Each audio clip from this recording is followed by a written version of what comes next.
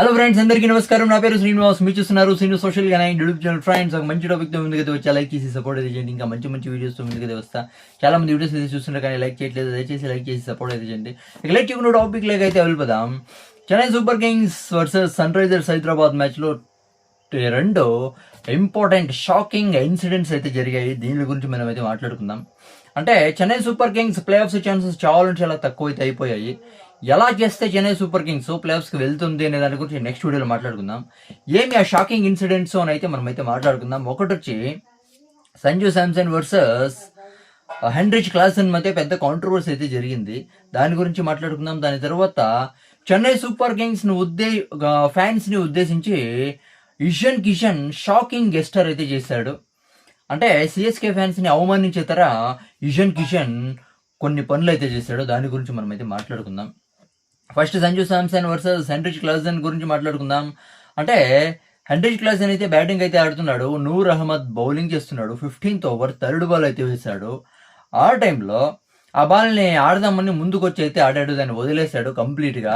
Sanju Samson బెడేల్మని stump out అయితే చేశాడు. మహేంద్ర సింగ్ ధోని ఇంతకుముందు ఎలా చేసేవాడో అంత ఫాస్ట్గా మెరుపు వేగంతో స్టంప్ అవుట్ అయితే చేశాడు. దాని తర్వాత హెన్రిచ్ క్లాసన్ అంటే అది థర్డ్ అంపైర్కి ఇచ్చారు అవుటా లేదని.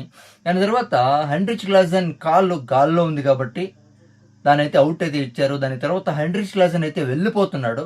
చాలా అగ్రెసివ్గా సెలబ్రేషన్ అయితే చేశాడు సంజు శాంసన్. ఎవరైనా చేస్తారు అవును కదా. ఆ టైంలో హెన్రిచ్ క్లాసన్ మళ్ళీ వెళ్ళిపోతున్న హెన్రిచ్ క్లాసన్ వచ్చి సంజు శాంసన్ని తిడుతాడు. దగ్గరకు వచ్చి తిడతాడు.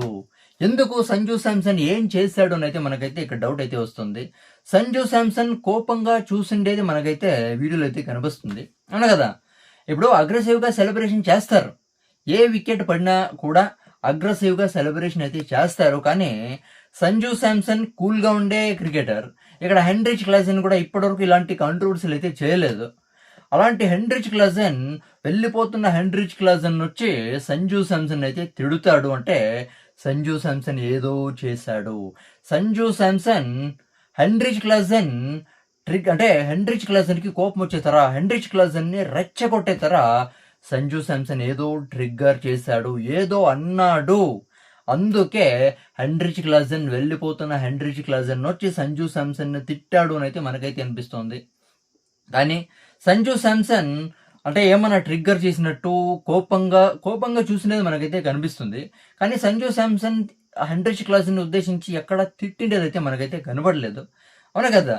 ఏమో సంజు శాంసన్ ట్రిగ్గర్ చేశాడు. అందుకే హెన్రిచ్ క్లాసన్ వెళ్ళిపోతున్న హెన్రిచ్ క్లాసన్ వచ్చి సంజు శాంసన్ని తిట్టాడు అని అయితే మనకైతే అనిపిస్తుంది అవునా కదా. దాని తర్వాత శివం దుబే వచ్చి హెన్రిచ్ క్లాసన్ని ఓదార్స్తూ పంపించేస్తాడు. హెన్రిచ్ క్లాసన్ అయితే వెళ్ళిపోతాడు. దాని తర్వాత సంజు శాంసన్ అంపైర్ దగ్గరకు పోయి డిస్కషన్ అయితే చేస్తాడు.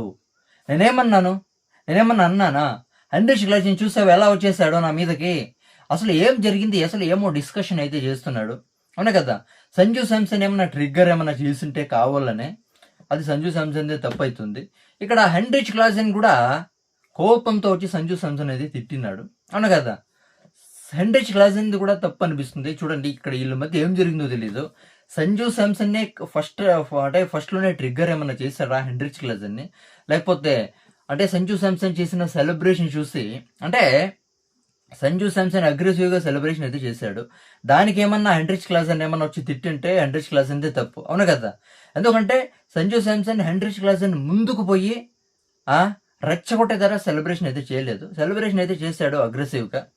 హెన్రిచ్ క్లాసన్ ముందుకైతే పోయి సెలబ్రేషన్ అయితే చేయలేదు అవును కదా. ఒకవేళ అంటే ఏమన్నా సంజు శాంసన్ ఏమన్నా ట్రిగ్గర్ చేసేసారు, ఏమన్నా మాట్లాడా, లేకపోతే ఎందుకు వస్తాడు హెన్రిచ్ క్లాసన్ కూడా అనిపిస్తుంది. ఇక 2-3 రోజుల్లో ఏం జరిగింది వీళ్ళిద్దరి మధ్య అయితే మనకైతే అర్థమైతే అవుతుంది అవును కదా. ఇది పక్కన పెట్టేస్తే ఇది వాళ్ళ గొడవ అవును కదా. ఇద్దరులో ఎవరికి ఫైన్ వేస్తారో చూద్దాం ఓకేనా.